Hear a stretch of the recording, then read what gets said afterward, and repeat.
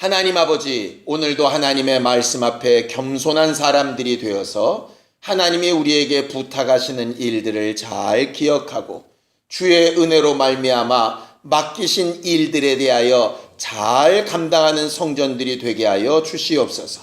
믿음으로 헌금한 손길들 위에 복을 주시고 저들의 마음과 생각이 주께 사랑받은 증거로 충만하여져서 하나님 앞에 받은 은혜에 항상 기뻐하며 감사하는 심령들이 되게 하여 주시옵시고 저들이 수고하여 힘써 이렇게 공교한 물질들이 주의 뜻대로 잘 사용되도록 역사하여 주시옵소서. 예수님의 이름으로 기도하였습니다. 아멘. 하나님의 말씀은 사도행전 1장 21절에서 26절까지 말씀을 함께 같이 합독하겠습니다. 사도행전 1장 21절에서 26절까지 말씀을 우리 함께 같이 합독하겠습니다. 함께 읽습니다. 시작. 이러함으로 요한의 침례로부터 우리 가운데서 올려져 가신 날까지 주 예수께서 우리 가운데 출입하실 때에 항상 우리와 함께 다니던 사람 중에 하나를 세워 우리와 더불어 예수께서 부활하심을 증언할 사람이 되게 하여야 하리라 하거늘 그들이 두 사람을 내세우니 하나는 바사바라고도 하고 별명은 유수도라고 하는 요셉이요 하나는 마띠아라. 그들이 기도하여 이르되 뭇사람의 마음을 아시는 주여 이 두 사람 중에 누가 주님께 택하신 바 되어 봉사와 및 사도의 직무를 대신할 자인지를 보이시옵소서. 유다는 이 직무를 버리고 제 곳으로 갔나이다 하고 제비 뽑아 마띠아를 얻으니 그가 11사도의 수에 들어가니라. 아멘. 하나님은 하나님의 일을 하실 때에 원하는 자들을 일꾼으로 부르셔서 일하게 하시는 하나님이십니다.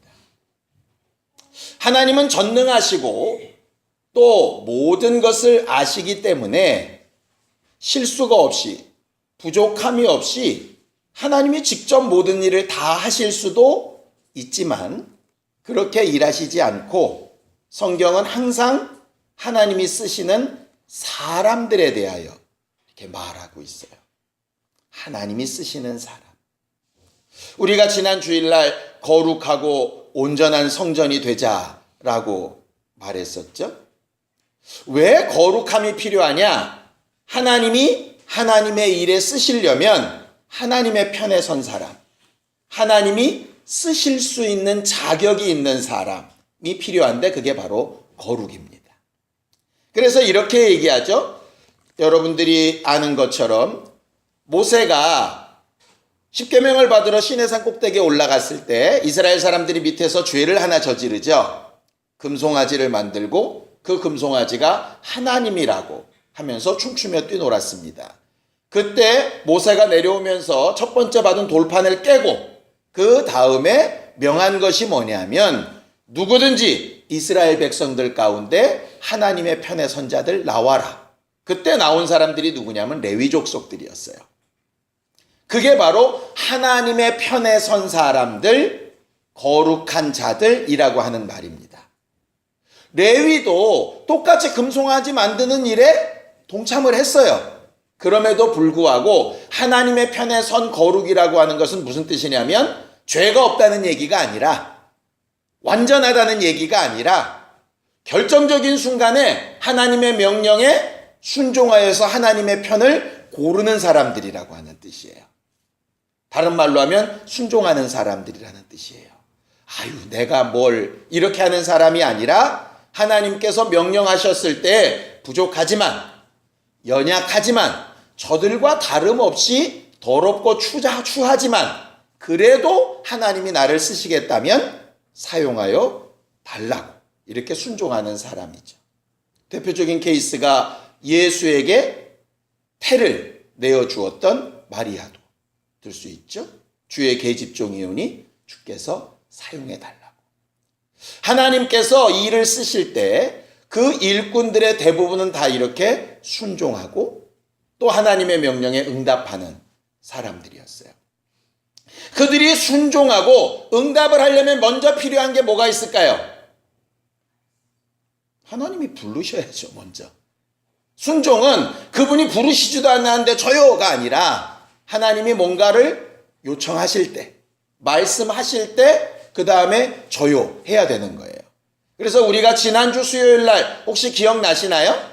가룟 유다가 예수를 판 것도, 가룟 유다가 그렇게 죽은 것도, 우리가 오늘 보는 것처럼 사도의 수를 하나 채우는 것도 가룟 유다의 생각 때문에, 아니면 우리들이 볼 때 12은 좀 부족해 보여서가 아니라 하나님의 말씀 때문에 라고 우리가 분명히 얘기했잖아요.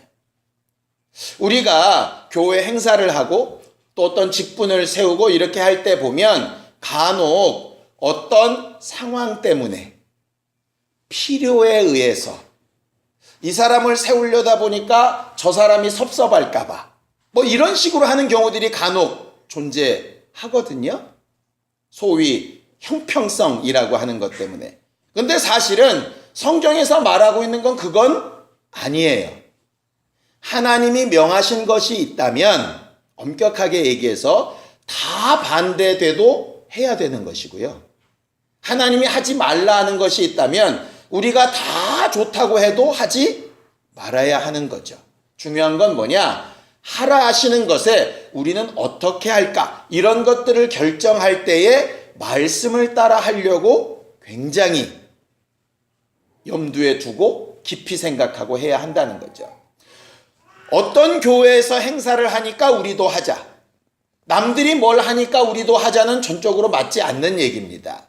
왜 그걸 해야 되는지의 문제가 분명히 불거져야죠. 오늘 성경 본문은 그 부분을 굉장히 정확하게 말하고 있어요.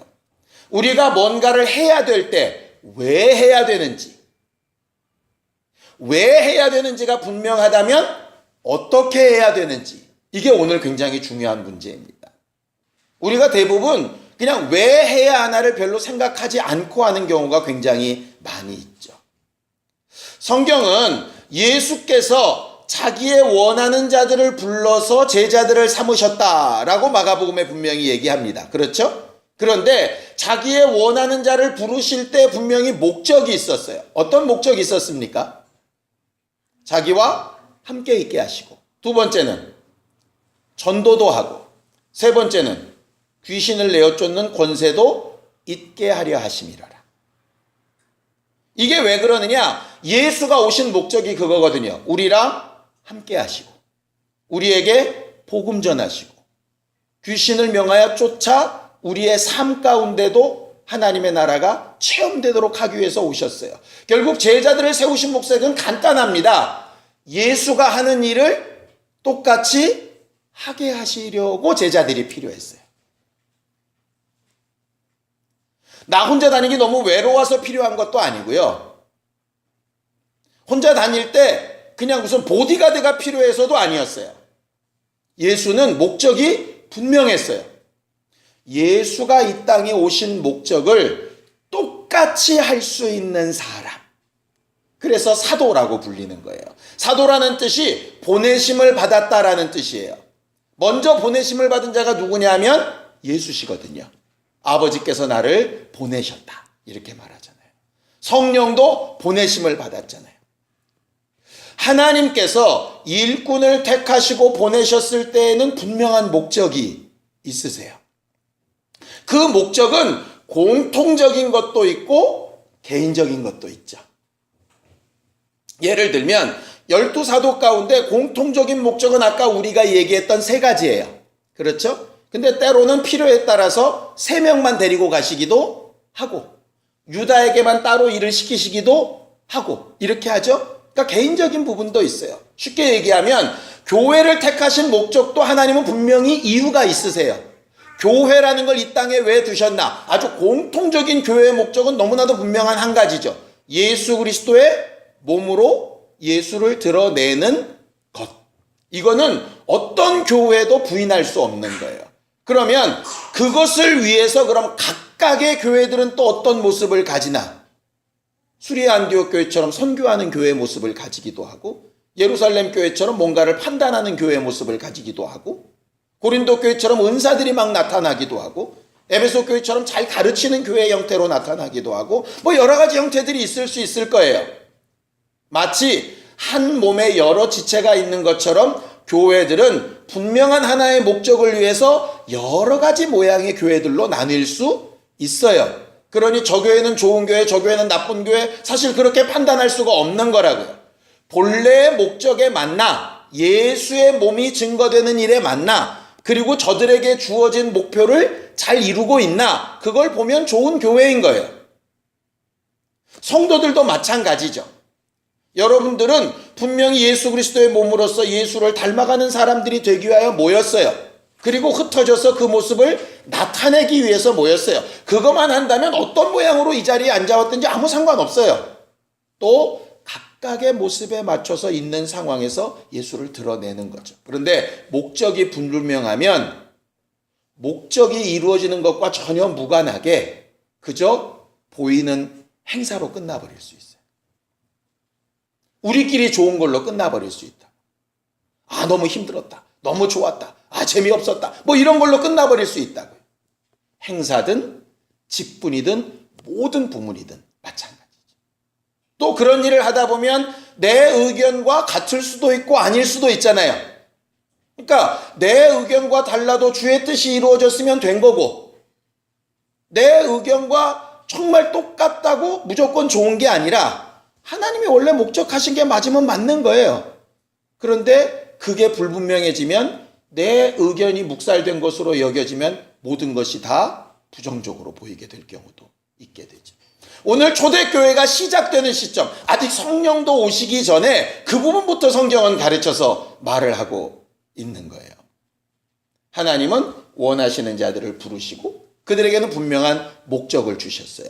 그 목적을 가지고 어떻게 일할 것에 대해서 지혜를 주시고 일하게 하시는 분이죠.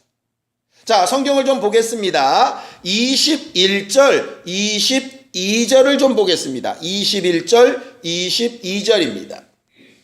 함께 읽습니다. 시작. 이러함으로 요한의 침례로부터 우리 가운데서 올려져 가신 날까지 주 예수께서 우리 가운데 출입하실 때에 항상 우리와 함께 다니던 사람 중에 하나를 세워 우리와 더불어 예수께서 부활하심을 증언할 사람이 되게 하여야 하리라 그랬어요. 이 사람들이 지금 사도를 한 명 세우려고 하는데 왜 세웁니까? 첫 번째 목적. 지난주에 배웠던 거잖아요. 하나님이 버리고 간 자의 직분을 누군가에게 대신하라고 미리 명령하셨기 때문에 하는 거예요. 그 말씀이 없었다면 굳이 할 필요가 없어요. 이해가 되시죠? 그 말씀 때문에 하는 거예요. 그러니까 예수께서 본래 세우셨던 목적, 예수께서 본래 가르치셨던 목적이 필요한 거죠. 예수께서 세우시고 가르치셨던 본래의 목적을 오늘 성경은 뭐라고 얘기를 하느냐? 예수의 부활하심을 전해야 할 사람이에요. 우리가 보통 뭐 사도적 권능, 사도적 교회 뭐 이렇게 얘기를 하죠. 근데 사도적 권능, 사도적 교회 이렇게 얘기를 하면 귀신 쫓고 병 고치고 능력 행하고 뭐 이거를 사도적이라고 착각을 하시더라고요. 그게 사도적이란 뜻이 아니고요. 사도적이란 뜻은 방금 이 말씀이에요. 예수의 부활을 증언할 수 있는 사람이 사도적 권능을 가진 사람이에요. 예수의 부활을 증언하는 일에 귀신도 쫓고 병도 고치고 능력도 나타내는 것이지 그게 사도적인 것은 아니에요. 아무리 능력이 많이 나타나도 예수 부활을 증언할 수 없다면 그것은 사도적인 교회와 전혀 상관이 없어요. 아무리 교회가 부흥됐어도 예수의 부활을 증언하지 못하는 교회라면 그건 좋은 교회라고 말할 수 없는 거예요. 아무리 많이 예배하고 아무리 열심히 기도하고 아무리 복을 받고 아무리 잘난 척해도 예수의 부활을 말할 수 없다면 그것은 정상적인 교회라고 말하기 어려운 거예요. 근데 예수의 부활을 말하기 위해서 꼭 필요한 게 뭐냐? 예수를 아는 거예요. 그래서 요한의 침례로부터 승천하실 때까지 모든 과정의 예수를 아는 사람이 필요한 거예요. 어떻게 태어나셨고, 어떻게 일하기 시작하셨고, 어떻게 역사하셨고, 어떻게 죽으셨고, 어떻게 부활하셨고, 어떻게 승천하셨고, 어떻게 다시 오실 것이라고 하는 예수에 대한 지식이 있는 사람. 교회에서 그래서 왜 설교하냐? 그 예수 가르치려고 설교하는 거예요. 예수에 대해서 배우고 그 예수에 대해서 증거할 수 있게 하려고 하는 게 교회의 일인 거죠. 우리가 찬양잔치를 열었다? 그것도 그 목적 때문이어야 돼요. 밥해 먹는 거요? 그 목적 때문이어야 돼요. 셀 모임하는 거요? 그 목적 때문이어야 돼요. 거기서 벗어나면 그냥 우리끼리 하는 거지 본래의 목적은 잃어버린 거예요. 목적은 예수를 잘 알아서 부활하신 예수를 증거하는 거예요. 그러니까 이러면 좀 곤란하죠. 예배 오니까 너무 좋아요. 우리 교회 너무 행복해요. 집사님들이랑도 너무 행복하고 즐거워요. 그런데 예수에 대해서는 잘 모르겠어요. 그러면 그건 신앙생활 잘 못하는 거예요. 아무리 즐겁고 행복해도 여기서 예수에 대해서 안다는 건 아주 유창하게 설명을 잘한다는 뜻이 아니에요. 적어도 내가 체험하고 알고 있는 예수는 이런 분이라고 분명히 말할 수 있는 것이 있어야 되는데 뭘 많이 듣기는 들었는데 잘 모르겠어요. 이거는 사실 신앙생활을 제대로 하는 게 아니죠. 사도행전에서 가르치고 싶은 건 그거예요. 너희들은 왜 부름받았고 왜 모여 앉아있고 왜 이런 일들을 하고 있는가? 그 목적을 분명히 하라는 거죠. 단순히 전도합시다, 교회를 채웁시다, 부흥시킵시다 이 얘기 아니에요. 내가 알고 체험한 예수를 말할 수 있고 증거할 수 있고 하고 있나? 그렇다면 나는 목적에 맞는 신앙생활을 하고 있는 거예요. 그 일을 위해서 필요한 거죠. 성경은 이것을 좀 더 구체적으로는 이렇게 얘기를 합니다. 자, 로마서 8장 29절 30절입니다. 로마서 8장 29절 30절입니다. 함께 읽겠습니다. 로마서 8장 29절 30절 함께 읽겠습니다. 함께 읽습니다. 시작. 하나님이 미리 아신 자들을 또한 그 아들의 형상을 본받게 하기 위하여 미리 정하셨으니 이는 그로 많은 형제 중에서 맏아들이 되게 하려 하심이니라. 또 미리 정하신 그들을 또한 부르시고 부르신 그들을 또한 의롭다 하시고 의롭다 하신 그들을 또한 영화롭게 하셨느니라 그랬어요. 하나님이 미리 아신 자들을 부르셨어요.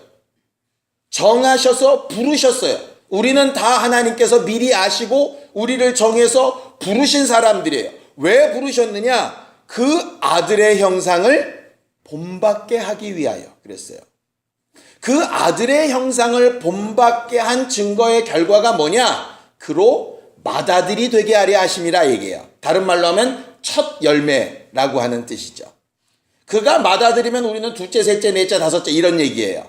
근데 그 첫 열매가 어디로 나오느냐? 고린도전서 15장 20절에 보면 그가 부활하심으로 자는 자들의 첫 열매가 되셨다 이렇게 했어요.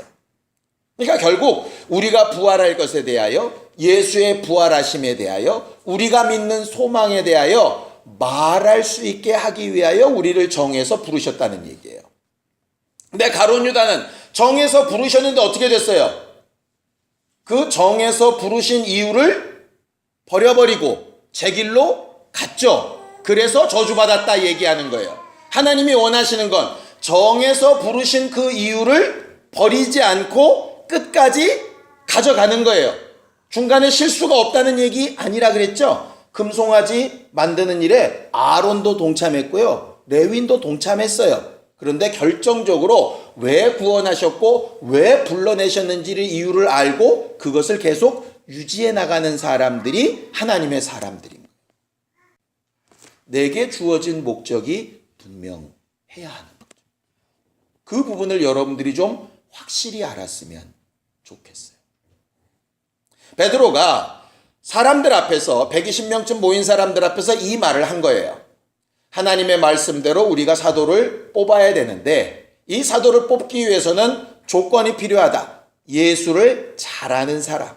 목적이 필요하다. 예수의 부활을 증거할 수 있는 사람. 그래서 그 조건을 가지고 사람들을 선정했어요. 거기 그들이 두 사람을 세웠다 이렇게 돼 있어요. 대부분 지금까지는요, 목사님들이 그들이를 뭘로 해석했냐면 사도들로 해석했어요. 거기 그렇게 돼 있죠? 그들이 두 사람을 내세우니 라고 23절에 얘기했어요. 그러니까 그들이 누구냐? 사도다. 이렇게 쉽게 생각한 거예요. 그래서 직분을 세우고 목사를 세우고 이렇게 하는 건 누가 해야 되는 일이냐? 목사가 해야 되는 일이라고 생각을 했던 거죠. 근데 거기 그들이는요, 사도라는 뜻이 아니에요. 베드로가 지금 얘기하고 있는 사람들이 누구냐면 사도들끼리 회의하고 있는 게 아니에요. 모여있는 120명에게 다 얘기를 하는 거죠. 너희들 중에 정말 우리와 함께하고 사도의 범위에 들어갈 수 있는 사람들을 너희들이 골라내라는 거예요. 그래서 골라낸 사람이 누구냐면 두 사람이죠. 한 사람은 이름이 길어요.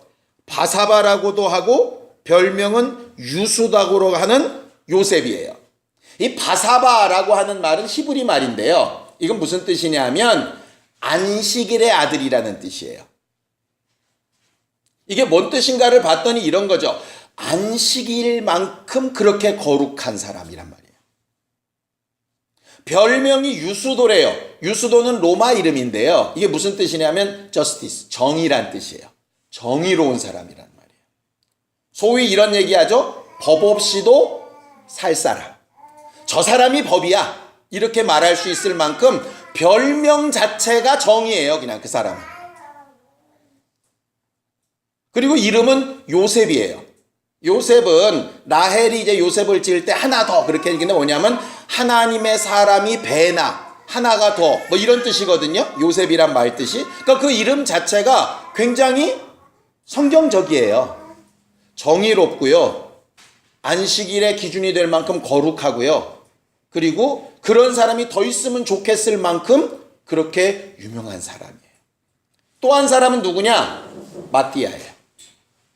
그냥 마띠아. 이게 무슨 말인 것 같으세요? 왜 이렇게 썼을까요, 성경이? 왜 한 사람은 명함에 어디 학교 나오고 무슨 위원장 하시고 무슨 총재 하시고 막 이렇게 쓰고 이쪽은 그냥 이름만 땡땡땡 이렇게 적힌 거랑 똑같은 거예요.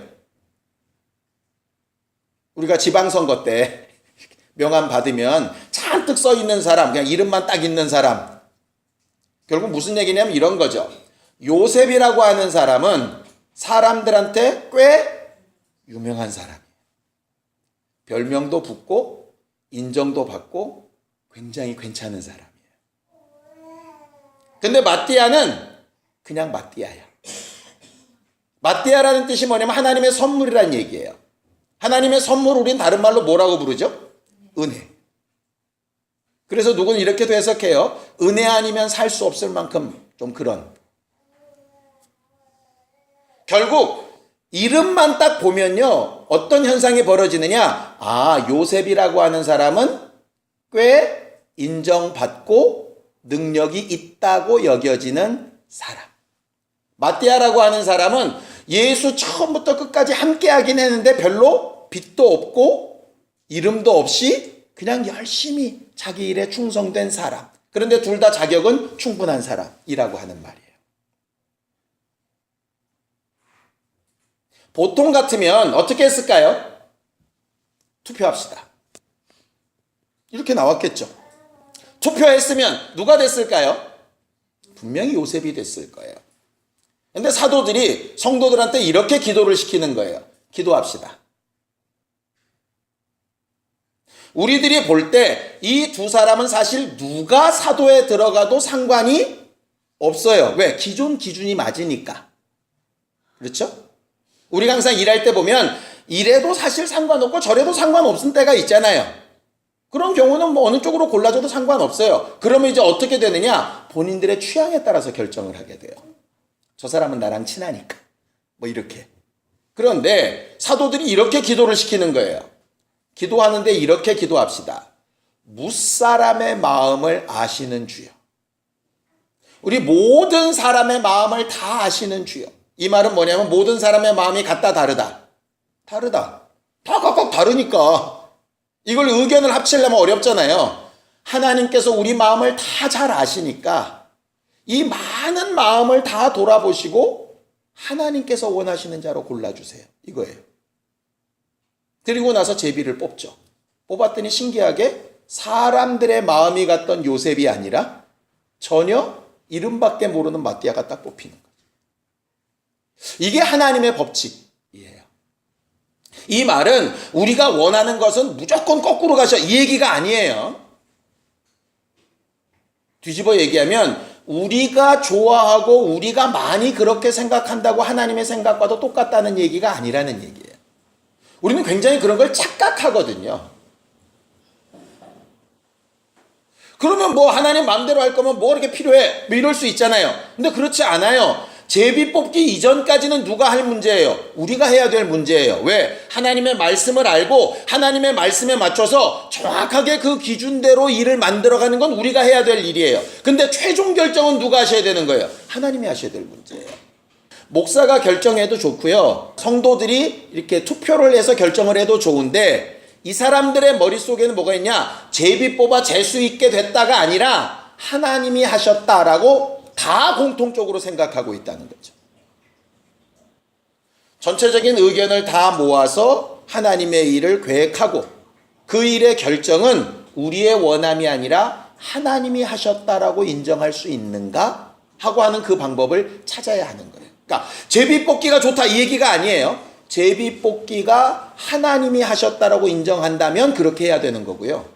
투표가 하나님이 하셨다라고 인정한다면 그렇게 해야 되는 거고요. 목사가 결정한 것이 하나님이 하셨다라고 인정한다면 그렇게 해야 되는 거예요. 무슨 얘기냐? 하나님이 하셨다라고 인정하는 방법으로 해야 된다는 거예요. 제가 제일 궁금한 것 중에 하나가 뭐냐면요. 이 바사바라고 하는 요셉이 그 다음에 어떻게 됐을까 하는 문제예요. 마띠아가 선택된 것까지만 딱 나오고요. 바사바라고도 하고 유수도라고 하는 요셉 얘기는 안 나와요. 물론 뒤에 바사바라는 이름들이 나오긴 하는데 같은 사람이 아니에요. 아무리 읽어봐도. 이게 마치 드라마에서 오픈 결말처럼 하나님께서 결말을 딱 이렇게 오픈해 놓은 거죠. 둘 중에 하나 아니겠습니까? 에이 더럽다. 그러고 떠났든가. 아니면 내가 사도에 들어가든 안 들어가든 부활의 증인이 돼야 된다는 목적에서는 변함이 없다라고 하든 둘 중에 하나를 선택했을 거예요. 그죠? 또 매 순간 선택했겠죠. 하다가 바사바한테 뭐 좀 부탁하면 사도로 들어간 마띠아 시켜. 나 안 됐는데 왜 나한테 시켜. 이럴 수도 있고 당연히 그 후보까지도 오르고 그럴 자격까지도 줬다는 게 너무너무 감사해서 열심히 했을 수도 있고 둘 중에 하나예요. 무슨 얘기예요? 마띠아도 그 뒤로 더 나오지 않고요. 바사바도 그 뒤로 다 나오지 않아요. 근데 누구의 기억 가운데는 있겠어요? 하나님의 기억 가운데는 있을 거예요. 마띠아가 만약에 사도에 들어갔다고 어깨에 힘주고 가룟 유다처럼 원래 해야 될 직무를 버렸다면 마띠아도 또 버림당했겠죠. 바사바라고 하는 사람이 택함을 못 받았을지라도 정말 본래 하나님이 자기를 부르시고 택하신 목적대로 제대로 했다면 하나님의 기억 가운데는 분명히 사도로 기억이 되었을 거예요. 뭐가 중요하냐의 문제예요. 내가 지금 어떤 교회에서 무슨 직분을 받고 어떤 일을 하고 있는가가 중요한 거예요? 아니면 하나님이 본래 나를 택하시고 부르신 목적대로 사는 게 중요한 거예요? 뭐가 중요한 거예요? 우리는 맨날 신본주의 신앙이라고 얘기를 하면서 실상은 그렇지 않은 경우가 너무 많거든요. 우리가 원하는 대로 내 주장대로 내 고집대로 되면 굉장히 좋은 일이야. 다 하나님의 뜻대로 된 것 같아. 근데 그게 아니면 뭔가 불합리하고 잘못됐고 누가 뭔가를 잘못하고 있는 것 같고 이렇게 되어지면 사실은 어그러진 거죠.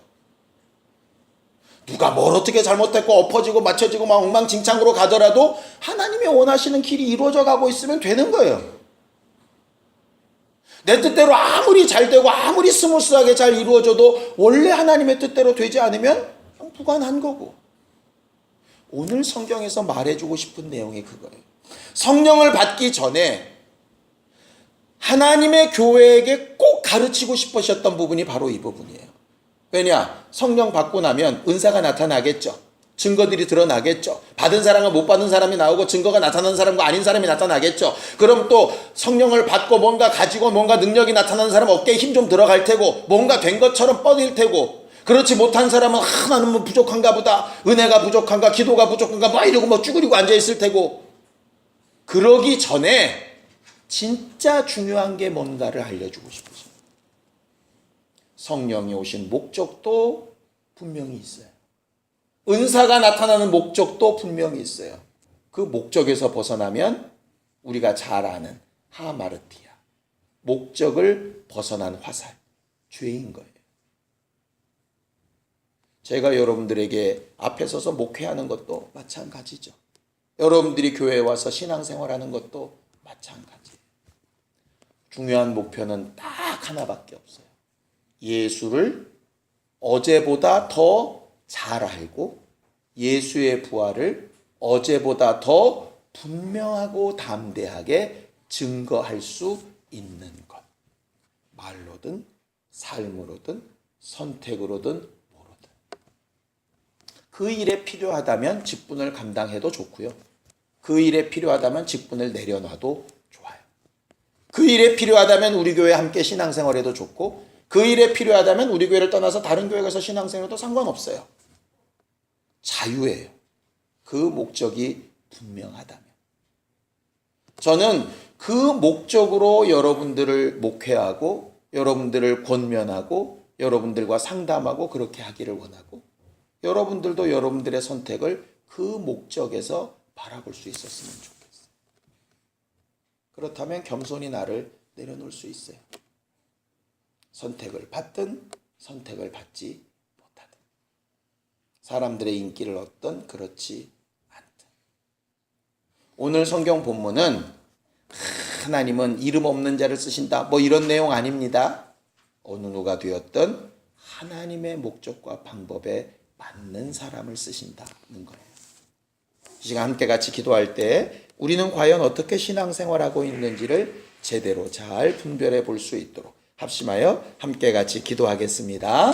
하나님 아버지, 오늘도 우리가 하나님의 뜻이 무엇이고 하나님이 우리를 정하여 부르신 목적이 무엇이고 우리에게 무엇을 어떻게 하라고 하시는가를 말씀에서 보게 하여 주셨사오니 실질적인 우리의 삶 가운데 주의 말씀이 하나님의 뜻이 하나님께서 기뻐하시는 일들이 제대로 적용되어지도록 우리 모두를 도우시고 인도하여 주시옵소서. 이제는 우리 주 예수 그리스도의 은혜와 하나님 아버지의 극진하신 사랑과 성령님의 감동하시고 역사하시는 분명한 증거가 오직 부활의 증인되기 위하여 하나님 뜻대로 왜를 알고 어떻게 할 것을 구하기를 원하는 우리 모두 위에 이제부터 영원까지 함께 있을지어다. 아멘.